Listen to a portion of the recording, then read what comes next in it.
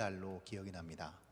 이 강단에서 성령의 매임과 그 안에서의 자유라는 제목을 가지고 말씀을 선포했습니다. 굉장히 좀 대조적이죠. 그때는 굉장히 찜통 더위 속에 8월에 강렬한 더위 아래에서 그렇게 에어컨을 틀어놓고 예배를 드린 기억이 있는데, 지금은 벌써 첫눈이 내리고 굉장히 날씨가 추운 데서 4개월 만에 이렇게 하나님께서 동일한 맥락의 어떤 메시지를 우리에게 던지고 계신 것을 우리가 좀 나눠보고자 합니다. 4개월 전에 그 당시의 메시지의 초점은 사도 바울의 어떤 사명을 향한 열정이었습니다. 죽음까지도 불사하고 자기 생명까지도 버리겠다는 굳은 의지, 그 불굴의 의지, 아무도 막을 수 없는 그 사도 바울의 어떤 그 복음을 향한 열정이 중요한 어떤 메시지의 포인트였습니다. 사명자가 사명의 길을 갈 때만 진정한 자유함을 누릴 수 있다는 것이 우리가 그 당시 사도행전 20장을 통해서 내린 결론이었습니다. 오늘의 메시지의 초점은 그러면 거기에 이어서 밀레도에서 에베소 장로들을 불러놓고 유언적인 당부를 한 그 바울이, 그리고 에베소 교회에 남겨진 교회 지도자들이 이제 교회에 돌아가서 어떤 임무와 과업으로 하나님의 뜻을 이루어 나가야 될 것인가를 오늘 메시지를 통해서, 오늘 말씀을 통해서 우리는 발견해 보고자 하는 것이죠. 결론부터 말씀드리면 그렇습니다. 바울이 밀레도 항에서 에베소 교회 장로들에게 한 내용의 중요한 요점은 그렇습니다. 결국 하나님의 교회는 하나님의 말씀으로만 세워진다는 것이죠. 정말 지대한 영향을 미쳤던 바울, 목회자 바울이 에베소 교회를 떠난다 할지라도 에베소 교회는 하나님의 말씀으로 온전히 다시 세워질 수 있음을 바울은 믿었고, 그것을 에베소 장로들에게 그대로 전해준 것입니다. 공유한 것이죠. 자, 한번 우리 이 정황을 한번 보겠습니다. 사도행전 20장 32절을 한번 보도록 하겠습니다. 이렇게 바울이 얘기하고 있습니다. 지금 내가 여러분을 주와 및 그 은혜의 말씀에 부탁하노니 그 말씀이 여러분을 능히 든든히 세우사 거룩하게 하심을 입은 모든 자 가운데 기업이 있게 하시리라. 자, 여기서 색깔을 칠하는 부분이 있습니다. 주와 및 그 은혜의 말씀이 여러분들을 든든히 세울 수 있다. 인간인 바울, 나의 말이 아닌 하나님의 말씀만이 여러분을, 이 목회자의 부재 상황 속에서도 여러분을 든든히 세울 수 있다라고 바울은 그렇게 얘기하고 있는 것이죠. 특별히 바울이 이렇게 약간 조바심을 가지고 얘기할 수 있는, 또 얘기할 수밖에 없었던 또 이유가 있습니다. 그것이 바로 30절입니다. 30절 한번 볼까요? 사도행전 20장 30절입니다.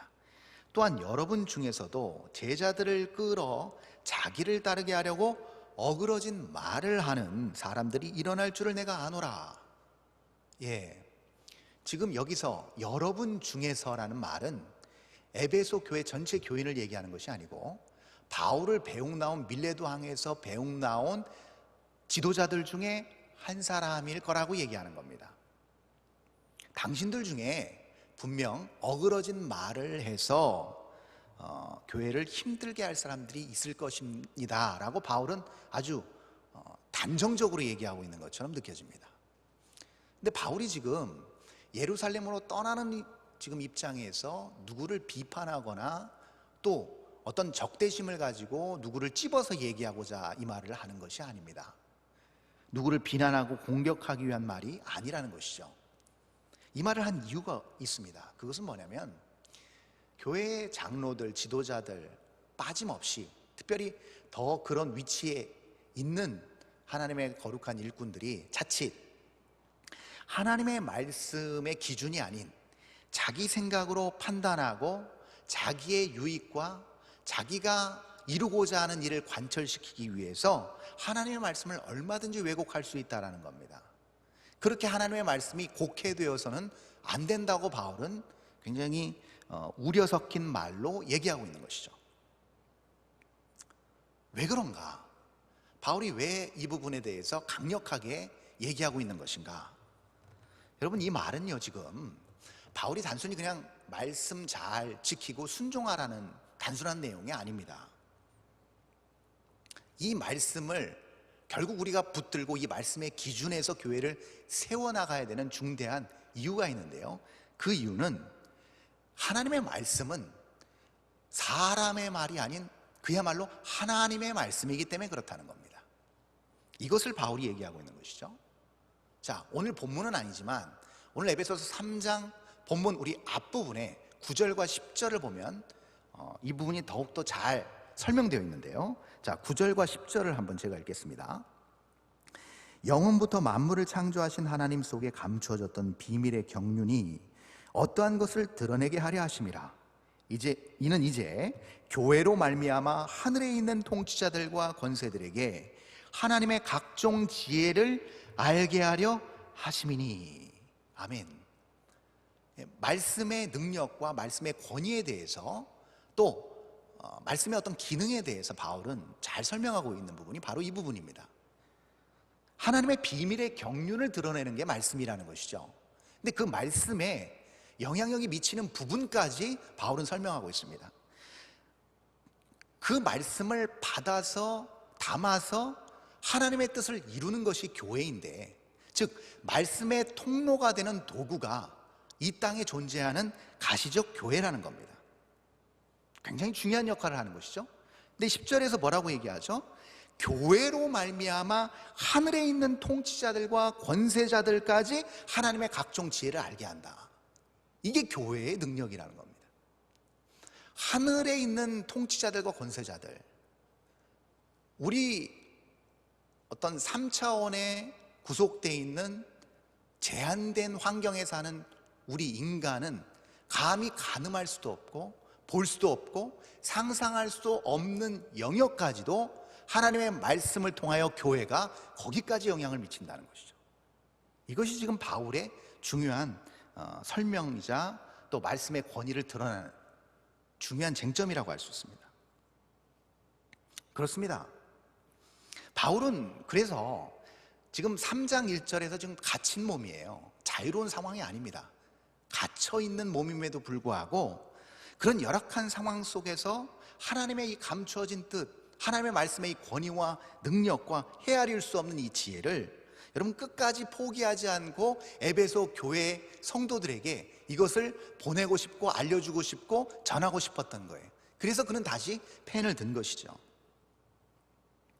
왜냐하면 교회는요, 이 놀라운 하나님의 말씀을 받았기 때문에, 담았기 때문에 인간의 눈과 인간의 오감으로 가늠할 수 있는 범주 바깥의 영역까지도 교회는 영향을 미치는 매우 중요하고 매우 강력한 공동체이기 때문에 그렇습니다. 그래서 우리 주님께서 가이사라 빌립보에서 제자들을 모아놓고 이렇게 물으셨죠. 너희는 나를 누구라 하느냐? 그때 베드로 사도가 이렇게 대답하죠. 주는 그리스도시요 살아계신 하나님의 아들입니다. 그랬더니 우리 주님께서 이렇게 말씀하십니다. 약속을 주시죠. 내가 네가 말한 그 믿음의 반석 위에 내 교회를 세우겠다. 그리고 덤으로 기프트 세트를 하나 추가로 주십니다. 덤으로 하나 더 주시는 게 있었어요. 그 어떻게 보면 교회의 어떤 존재 목적이자 교회의 능력이죠. 천국의 열쇠를 언급하십니다. 네가 만약 땅에서 매면 하늘에서도 매일 것이고 땅에서 풀면 하늘에서도 풀릴 것이다. 이 얘기는 무슨 얘기냐면, 보이는 부분을 교회가 어떤 영역에서 보여지는 어떤 결과, 또 보여지는 어떤 사역, 이런 것들을 하지만 보여지는 결과 이상의 보여지지 않는 영역까지 교회의 어떤 반응과 교회의 어떤 일함과 봉사와 사역이 보이지 않는 영역까지 영향을 미친다는 것이 예수님의 말씀이라는 것이죠. 그 약속을 주셨어요. 그것을 우리 예수님은 천국의 열쇠라고 표현하신 것이죠. 그것을 교회에 지체된, 교회에 소속된 모든 거룩한 성도들에게 어떻게 보면 일임하신 겁니다. 자, 그러면 그런 교회가 막강한 힘, 보이지 않는 영역까지도 그렇게 교회가 영향을 미치고 있다고 한다면 왜 이런 막강한 능력을 소유한 교회가 이 세상에서 힘겨운 진통을 겪고 있는 것일까? 여기에 대한 의문을 우리는 지울 수가 없습니다. 여러분, 그렇습니다. 왜 교회가 이 부분에서 눌려있고 억압당하고 여기서 더 한 발짝 나아가지 못하는 이유가 무엇이냐면 바로 보이지 않는 영역까지 교회가 영향을 미친다는 사실을 망각하고 보여지는 영역에 국한된 사역, 보여지는 영역에 국한된 예배로 끝나기 때문에 그렇습니다. 그러면 보여지는 현실의 문제가 교회를 함몰시켜버립니다. 그 안에 교회는 함몰되어서 현실에 보여지는 문제를 해결하다 거기에 급급한 나머지 정말 교회의 정체성, 교회의 능력, 교회의 진정으로 보이지 않는 비가시적 영역까지 나아가야 되는 교회의 능력을 상실하고 마는 것이죠. 여러분, 이 말은 결국 무엇을 얘기하냐면요, 이 말과 똑같아요. 그러니까 교회 안에서 일어나는 모든 어떤 문제들, 또 우리 개인이 겪는 문제들, 이런 것들이 결국은 우리를 억압하고 우리를 짓누르는데, 특별히 교회 공동체 안에서의 어떤 갈등과 오해와 거기서 야기된 무수한 말들이 현실의 범주를 넘어가지 못하게 교회를 억누르고 있는 그러한 형국을 우리는 맞닥뜨리고 있다는 겁니다. 그래서 혹자는 이렇게 얘기를 하기도 합니다. 이러한 현상들, 수많은 이 땅의 교회들이 진통하고 아파하고 갈등과 어려움을 겪고 있는 이 현실에 대해서 이렇게 평가를 하기도 합니다. 불완전한 죄인들이 모인 곳이니까 당연한 것이지 않겠는가. 완벽한 사람이 아닌 이상인 다음에야 그런 일들은 자연스러운 것 아니겠는가, 자연스럽게 생기는 문제들이 아니겠는가 라고 평가하기도 하고 분석하기도 하죠. 자, 그러면 어떻게 생각하세요, 여러분? 이 혹자의 이 평가와 이 결론을 우리는 어떻게 받아들일 수 있습니까? 공감하십니까? 과연 그럴까요? 그 말이 맞는 말일까요? 이 물음에 대한 바른 정답을 오늘 본문이 제시하고 있습니다. 그래서 오늘 본문을 통해서 우리는 여기에 대한 이 물음에 대한, 또 여기에 대한 이 의문에 대해서 우리는 정확한 정답을 본문 속에서 우리는 찾아낼 것입니다. 자, 그럼 한번 볼까요? 자, 먼저 답을 찾기 전에 교회의 주인 되시는 하나님이 어떤 분인가를 알아야 됩니다. 일단 문제는 차치하고 교회의 주인 되시는 하나님은 어떤 분이신가? 자, 본문 첫 절 14절 15절에 우리가 보면 나와 있습니다. 보겠습니다. 제가 읽겠습니다. 이러므로 내가 하늘과 땅에 있는 각 족속에게 이름을 주신 아버지 앞에 무릎을 꿇고 비노니. 네, 지금 하나님에 대해서 바울이 얘기하고 소개하고 있는데요, 그건 뭐냐면 하늘과 땅에 있는 각 족속에게 이름을 주셨다는 표현을 쓰고 있습니다. 여러분, 이 유대적 관점과 세계관에서 이름을 준다는 표현은 무엇이냐면 그 자체를 지었다는 겁니다. 만들어냈다는 것이죠. 자, 땅은 가시적인 보여지는 영역입니다. 하늘은 보여지지 않는 비가시적 영역입니다. 하나님은 보여지는 가시적 영역과 보여지지 않는 비가시적 영역을 다 우리 하나님은 창조해내셨다는 겁니다. 이것이 바울의 중요한 논점이에요. 하나님을 향한 정의예요. 두 번째가 있습니다. 유대적 세계관에서, 유대적 관점에서 이름을 준다는 표현은 어떤 표현인가? 성향과 특성과 개성을 드러낸다는 의미가 있습니다. 자, 에덴 동산에서 아담이 모든 생명체에게 이름을 지어줬습니다. 근데 그 이름을 지어줬을 때 아담은 단순히 그냥 자기가 부르기 쉬운 이름이기보다는 그 성향과 그 특성과 그 모든 부분을 다 고려해서 이름을 지었습니다. 자, 이 얘기는 무슨 얘기냐면 자기의 특성과 자기의 성향과 자기가 좋아하는 바를 추구하면서 나아가는 게 인생입니다. 사람이죠. 그런데 그 이름을 주어졌다, 그 이름을 지어줬다. 이 말은 결국 무엇이냐면 하나님께서 각 사람의 성향과 각 사람이 원하는 개성과 특징대로 이끄신다는 겁니다. 그렇죠? 그 인생길을 인도해내신다는 거예요. 자, 그럼 이건 뭘 의미하는 걸까요? 가시적 영역과 비가시적 영역을 창조하셨고, 창조하시고 창조하신 대로 두는 것을 넘어서 우리 하나님은 그 두 영역을 하나님의 계획과 섭리 안에서 이끌어 가신다는 것, 인도하신다는 것을 바울은 설명하고 있습니다.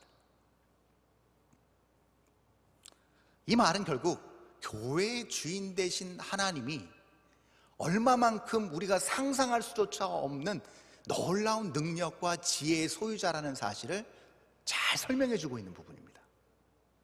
그것을 바울은 그 다음 16절에서 조금 더 구체적으로 영광의 풍성함으로 표현합니다. 우리 한번 볼까요? 그 다음 절 16절 이렇게 나와 있습니다. 그의 영광의 풍성함을 따라 그의 성령으로 말미암아 너희 속사람을 능력으로 강건하게 하시오며, 하나님의 영광의 풍성함으로 표현하고 있습니다. 근데 중요한 게 있어요. 그 하나님의 놀라운 그 능력과 그 지혜를 성령님으로 말미암아 우리 속사람의 능력으로 강건하게 하신다는 표현을 썼습니다. 이게 무슨 말일까? 여러분, 그 요한복음 3장에 보면 당대 그 율법 최고 석학인 니고데모가 예수님을 찾아옵니다. 그러면서 이런저런 많은 질문을 던지면서 거듭남, 다시 태어남에 대해서 물어요. 거기에 대해서 굉장히 신기해하면서 의문을 가지고 예수님께 질문을 던집니다. 그때 예수님께서 이렇게 말씀하십니다. 바람이 임으로 불매 내가 그 소리는 들어도 어디서 와서 어디로 가는지 알지 못하나니 성령으로 난 사람도 다 그러하니라 라고 말씀하셨어요. 자, 이 얘기가 무슨 얘기일까요? 그 얘기는 성령으로 난 사람은 오늘 바울이 언급한 것처럼 속사람이 있으면 겉사람이 있지 않겠어요? 속사람은 보여지지 않는 영역이죠. 겉사람은 드러나고 보여지는 영역입니다. 근데 성령으로 난 사람은 바람과 같이 보여지는, 단순히 그 인생에서 보여지는 것으로 성령의 사람이다 아니다 판별이 안 된다는 겁니다. 예수님께서는 그걸 말씀하고 계신 거예요. 이 사람이 성령으로 난 사람이다, 거듭난 사람이다 아니다, 겉모습으로는 판단이 안 서고 그 기준으로는 알 수 없다는 겁니다. 그렇죠. 여러분, 만약에 우리가 겉모습으로, 겉사람으로 우리가 성령으로 난 사람인 것을 증명하려면 어떻게 하겠어요? 매 순간 우리의 삶 가운데서는 뭐예요? 모든 것들이 다 무탈하고 고난과 역경은 없어야 됩니다. 그렇죠? 우리의 인생에 보여지는 모든 부분들이 다 그렇습니다. 그러나 우리는 그렇지 않습니다. 성령으로 난 우리는 겉모습은 성령으로 나지 아니한 사람과 크게 다를 바가 없습니다. 교회도 마찬가지입니다. 그러므로 교회도 수많은 문제를 겪을 수 있고 어려움을 겪을 수 있어요. 겉으로 드러나는 많은 고난들이 있습니다. 약이 되는 많은 것들이 있어요. 보여지는 것들. 그러나 그 보여지는 어려운 문제로 인해서 이 교회는 성령님이 이끄시는 교회가 아니다, 이 교회는 성령님이 이끄시는 교회다, 왜? 교회가 평안하니까 라고 말할 수 없다는 겁니다. 겉으로 보여지는 것만으로는 판별이 안 된다는 것이죠. 그러면 무엇으로 판별이 가능할까? 바로 이겁니다. 똑같은 상황을 겪습니다. 똑같은 문제를 맞닥뜨릴 수 있어요. 똑같이 성령의 사람이나 그렇지 않은 사람이나 병에 걸릴 수 있고, 사업을 하다가 안 될 수 있고, 인간관계에서 갈등을 겪을 수도 있어요. 그러나 그 문제를 어떻게 해석하느냐에 따라 판별이 됩니다. 똑같은 문제를 접합니다. 똑같은 문제의 한 복판에서 힘들어합니다. 그러나 성령의 사람은 그 문제를 해석하고 보는 관점이 달라요. 이걸로 판별이 가능합니다. 개인의 문제와 어려움, 여러 아픔들, 여러 상황들 너무나도 많죠. 너무나도 다양합니다. 그렇기 때문에 이 짧은 시간에 그 모든 것들을 다 언급하면서 짚고 갈 수는 없습니다. 그러나 최소한 우리는 성령으로 난 우리는 교회 공동체를 이루고 있습니다. 이 교회 공동체 안에서 일어나는 모든 문제를 보는 시각과 관점은 최소한 동일해야 됩니다. 우리가 성령으로 난 사람이나 한 말이죠. 그렇죠? 예수 그리스도께서 우리를 직접 한 사람 한 사람 부르셔서 교회를 이루신 한 보는 관점과 그 풀이하는 방식은, 해결하는 방식은 동일해야 된다는 것이죠. 왜냐하면 우리가 주님을 머리로 해서 한 몸을 이루고 있기 때문에 그렇습니다. 그러면 서두에서 제가 언급한 사람의 말이 아닌, 그러면 보여지는 영역, 보여지지 않는 영역까지 두루 아울러 영향을 미치는 하나님의 말씀은 그러면 뭐라고 하시는가? 한번 보겠습니다. 바로 17절과 18절입니다. 한번 볼까요? 17절, 18절 제가 읽습니다. 믿음으로 말미암아 그리스도께서 너희 마음에 계시게 하시옵고 너희가 사랑 가운데서 뿌리가 박히고 터가 굳어져서 능히 모든 성도와 함께 지식에 넘치는 그리스도의 사랑을 알고. 제가 17절도 그렇고 18절도 그렇고 색깔을 칠해놓은 부분에 어떤 공통점을 보셨을 겁니다. 바로 그리스도의 사랑이라는 거죠. 하나님의 말씀은 하나님께 부름받아 교회를 이룬 모든 지체와 공동체 안에서 이 부분을 언급하고 계신 겁니다.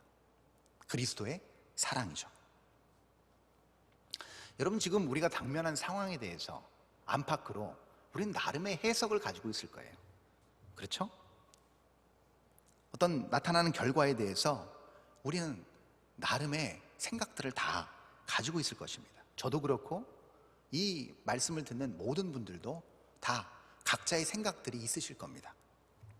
그런데 중요한 것은 우리가 최소한 하나님의 말씀을 믿고 하나님의 그 언약의 말씀으로 하나 된 언약 공동체라고 한다면 최소한 우리가 동일하게, 누구도 빠짐없이 동일하게 한 부분에서 우리가 하나를 이루어야 될 부분이 있습니다.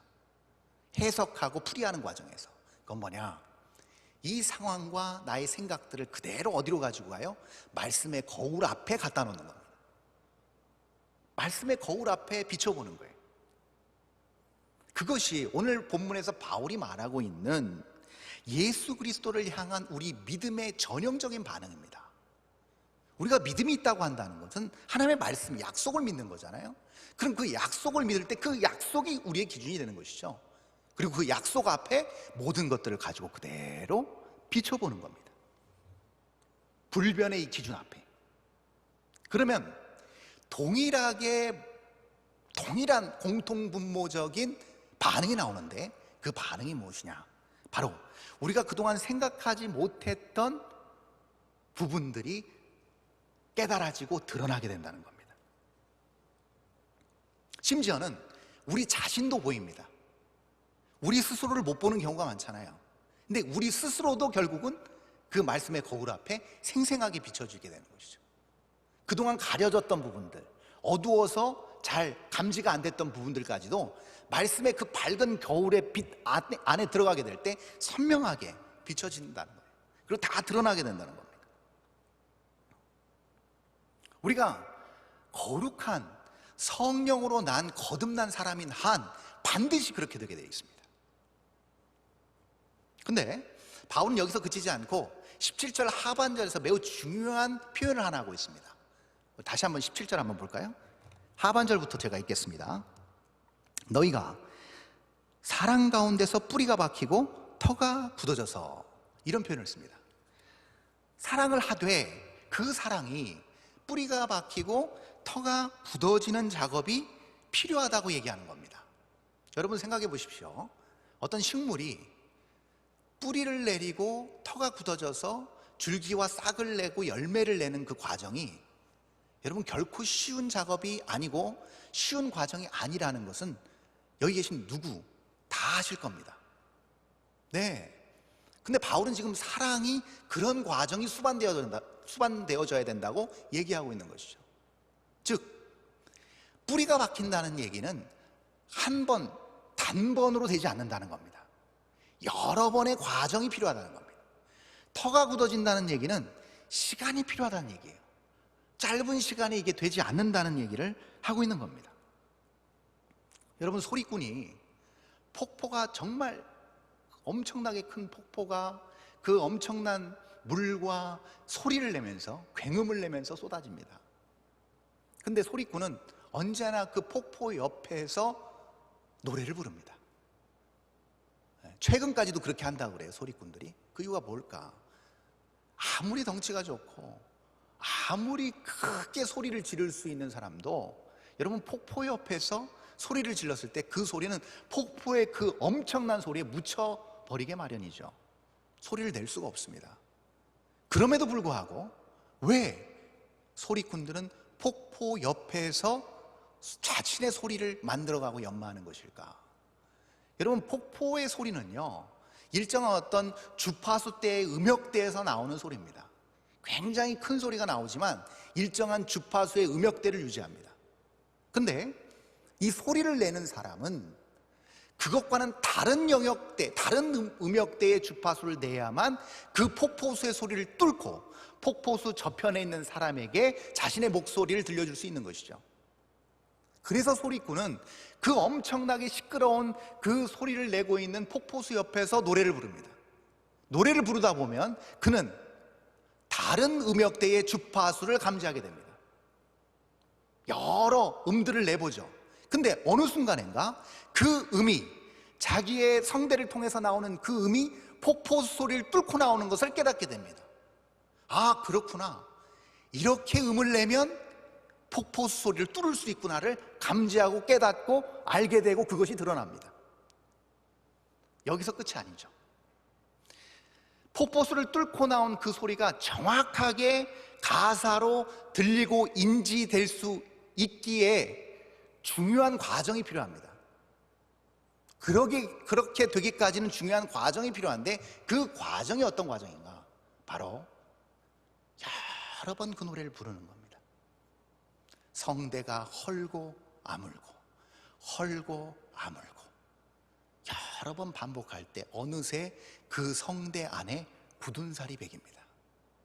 그리고 그 음역대의 주파수를, 음을 그 강력한 성대가 밀어줍니다. 그럴 때 그 폭포수 소리를 뚫고 폭포수 저편에 있는 사람의 귀청에 정확하게 고막에 가사를 전달시켜줍니다. 그러면 구슬픈 이 소리꾼의 이 한 소절의 이 노래는 고막을 넘어 그 듣는 사람의 폐부 깊숙한 곳을 넘어 그 사람의 심령에 한많은 인생의 희노애락을 완전히 뒤흔드는 감동을 자아낼 수 있는 것이죠. 그러면 그 소리는 신묘한 소리, 즉 득음한 소리가 되는 것입니다. 십자가의 도를 득도하는 과정도 이와 유사합니다. 우리의 본능, 우리가 하고 싶은 방식, 우리가 단차원적으로 생각하는 모든 생각과 행동들은 다 자연스러운 겁니다. 죄인된 우리, 자연인인 우리가 본능대로 행동하는 건 굉장히 쉽고 자연스러운 것이죠. 그런데 말씀을 비춰봤을 때 상상할 수도 없는 다른 영역대의 사랑이 나타납니다. 성경에서 가장 중요한 핵심 부분을 다루는 게 바로 그 놀라운 사랑입니다. 그분의 사랑. 완전히 다른 음역대입니다. 그것을 깨닫습니다. 그러면 내 본능이 아닌 그분의 사랑으로 나아갑니다.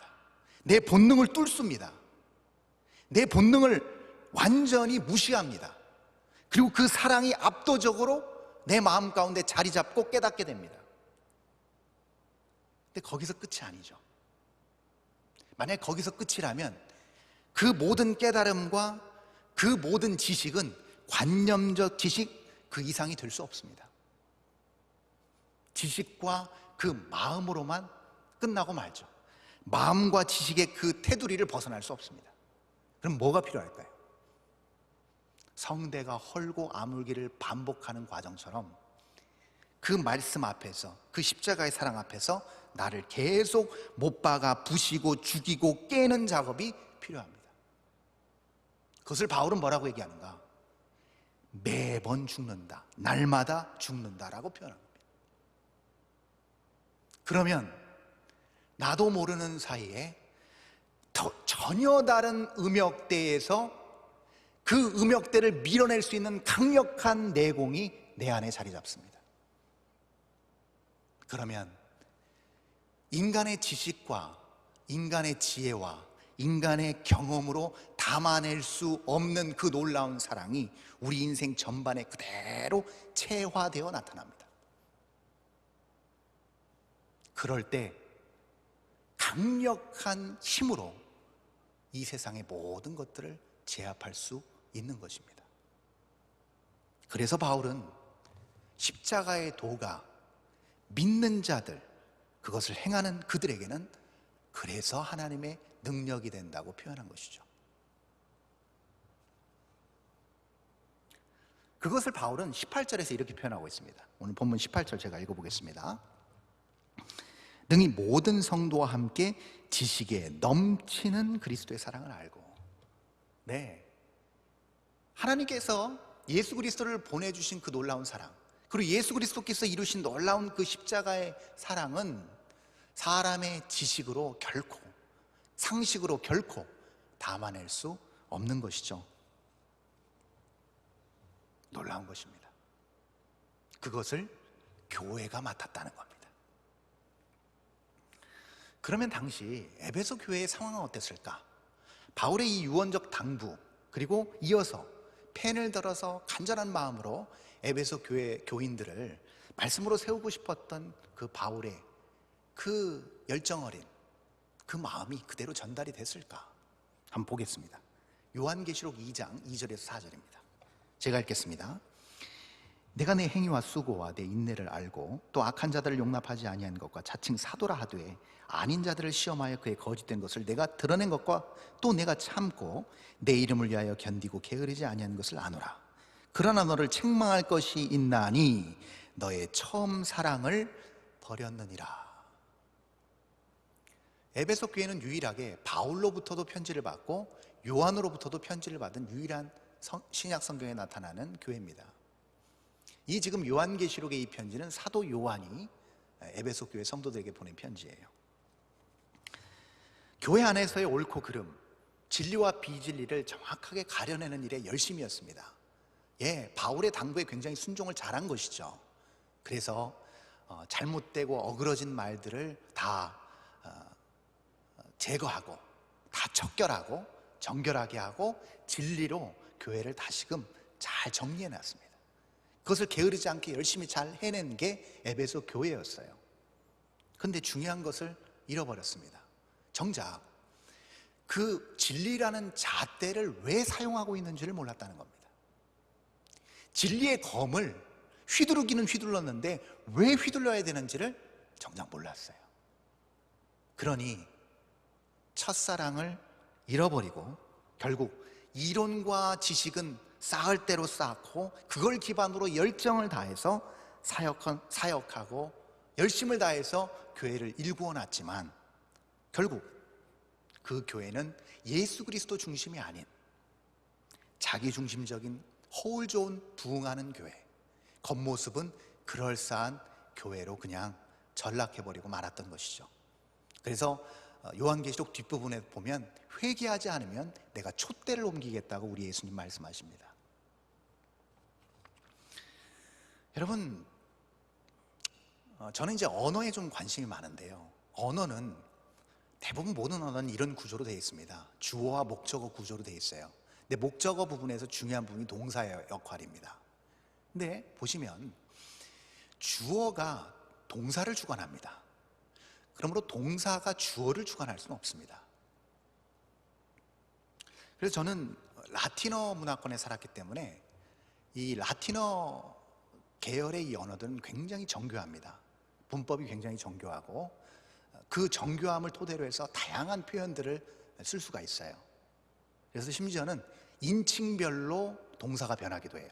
그래서 내가 예배드린다, 당신이 예배드린다가 달라요. 말이 다릅니다. 그 정도로 굉장히 정교합니다. 그것만 놓고 보더라도 주어는 동사를 주관하는 것이죠. 규칙적으로 아니면 불규칙적으로 변하면서 주어는 변하지 않지만 동사는 언제든지 변합니다. 자, 근데 하나님은 처음에 모세를 호렙산 떨기나무 가운데서 만나십니다. 그리고 모세에게 소명을 주시죠. 이스라엘 백성들을 해방시키라는 소명을 주십니다. 그때 모세가 그것을 부담스러워하고 내가 누구에게 바로에게 갑니까? 바로에게 가는 것은 고사하고 우리 동족은 이스라엘 사람들이 저를 받아들이겠습니까? 라고 굉장히 힘들어합니다. 그럼 누가 보냈다고 얘기하면 되겠습니까? 라고 모세가 하나님께 물었을 때 하나님께서 이렇게 대답하십니다. 에흐 예흐 아쉐르 에흐 예흐 이렇게 대답하십니다. 이 말은 우리 한글 성경에서 스스로 있는 자라고 표현했습니다. 약간의 의역이 들어간 이 표현을 직역하면 이렇습니다. 나는 나다. 근데 이게 미완료형이에요. 그럼 더 정확히 얘기하면 이렇습니다. 과거에도 있었고 현재도 있고 미래에도 있을 나다가 정확한 표현입니다. 그것이 바로 우리가 마르고 닳도록 부르는 여호와란 이름 안에 담길 수 없지만 담겨 있습니다. 참 아이러니하죠. 누가 봐도 문법적으로 말이 안 됩니다. 나는 나다. 말이 안 되죠. 네, 그렇습니다. 그렇기 때문에 교회가 존재합니다. 이 우리가 사는 이 차원에서는 그렇기 때문에 하나님의 뜻을 이루기 위해서 반드시 동사를 통해서 조율이 돼야 돼요. 하나님의 광대하심과 놀라움과 그 위대하심을 교회가 이 세상의 방법으로 담아내는 역할을 해야 된다는 겁니다. 이 부분을 그래서 바울은 에베소 교회 성도들에게, 에베소 교회에게 이렇게 보내고 있는 거예요. 마지막 19절입니다. 제가 읽겠습니다. 본문 마지막 19절. 그 너비와 길이와 높이와 깊이가 어떠함을 깨달아 하나님의 모든 충만하신 것으로 너에게 충만하게 하시기를 구하노라. 이게 바울의 간절한 바람이죠. 온전한 교회의 상이죠. 바울이 바라는. 네, 중요한 부분입니다. 중요한 표현입니다. 하나님의 그 충만함이 우리의 충만함으로 채워지는 것이 교회라는 것이죠. 그렇습니다. 주어 되시는 우리 구주 예수 그리스도께서, 여러분, 각양시대가 있고 다양한 문화가 있고, 그렇죠, 다양한 어떤 환경이 있습니다. 그 환경 안에서 교회는 존속해 왔습니다. 지금까지. 불변의 예수 그리스도께서 그의 뜻을 교회를 통해서 다양한 환경, 다양한 시대, 다양한 어떤 문화 가운데서 하나님의 뜻을 이루어 가시는 거예요. 동사는 얼마든지 상황에 따라 변할 수 있는 거죠. 주어는 변하지 않지만 그런 원리입니다. 그런데 문제는 주어에서 떨어져 나온 교회가 본연의 기능과 본연의 위치를 상실하고 주어의 자리로 들어가고 주어 되시는 예수 그리스도를 동사의 자리로 끌어내리면, 여러분, 어떠한 문제가 발생하는가? 심각한 문제가 발생합니다. 그건 뭐냐? 교회가 자기의 입장을 합리화시키기 위해서, 자기의 입장을 대변하기 위해서 하나님의 말씀 끌고 들어옵니다. 그리고 하나님의 말씀을 명분으로 삼습니다. 교회가 하나님의 뜻이 아님에도 불구하고 교회 스스로의 유익만을 위해 하나님의 말씀을 얼마든지 입맛대로 이용하는 우를 범합니다. 그러면 교회는 많은 사람이 모일 수도 있습니다. 그리고 큰 예배당을 지을 수도 있습니다. 심지어는 교회 안에 일어나는 크고 작은 문제와 위기 상황을 수습하고 극복해낼 수도 있습니다. 그러나 전 인류를 향한 그 넓이와 끝이 없는 그 영원한 길이와 보이지 않는 천상의 가장 높은 그 높이까지와 음부의 가장 낮은 그 깊이까지도 아우르는 하나님의 그 충만함으로 충만해질 수 없습니다. 교회는. 그러니 어찌 그러한 교회가 보이는 세상을 변화시킬 수 있으며 어찌 그러한 교회가 보이지 않는 흑암의 권세를 굴복시킬 수 있겠습니까? 그러므로 이 시간 우리 모두 정말 죄악에 빠져서 멸망과 심판을 피할 수 없었던 나, 죄악 가운데 빠져있던 나, 죄악 덩어리였던 나를 먼저 찾아주신 우리 주님, 그 놀라운 그 십자가의 사랑, 그 놀라운 그 은혜, 그 감격, 그것을 통해서 정말 그분을 열렬히 사모하고 사랑했던 그 첫 만남의 시간으로 우리 다시 돌아가십시다. 그러한 인간의 상식, 인간의 지혜로 담아낼 수 없는 그 놀라운 십자가의 사랑을 우리 신비하로 새기고, 우리 역시 그 십자가의 피값으로 세워진 이 교회, 우리 평강교회를 열렬히 그리고 충만히 사랑하십시다. 그 충만함과 은혜로 평강교회에 속한 모든 주님의 거룩한 지체들 역시 사랑하십시다. 이것이 바로 오늘 이 위기와 고난 한복판에서 평강교회의 주어이시자 우리 모두의 영원한 주어가 되시는 우리 주님의 메시지인 줄 믿습니다. 기도하겠습니다. 존귀하신 아버지, 귀한 은혜를 감사합니다. 50여 년 넘게 이 땅에서 주님의 십자가의 피값으로 주님의 몸된 거룩한 평강교회가 세워졌고, 주님의 놀라운 뜻을 이루며 말씀을 선포하고 수많은 영혼들이 교회를 통하여 구원 얻고 하나님의 영광을 드러낸 줄 믿습니다.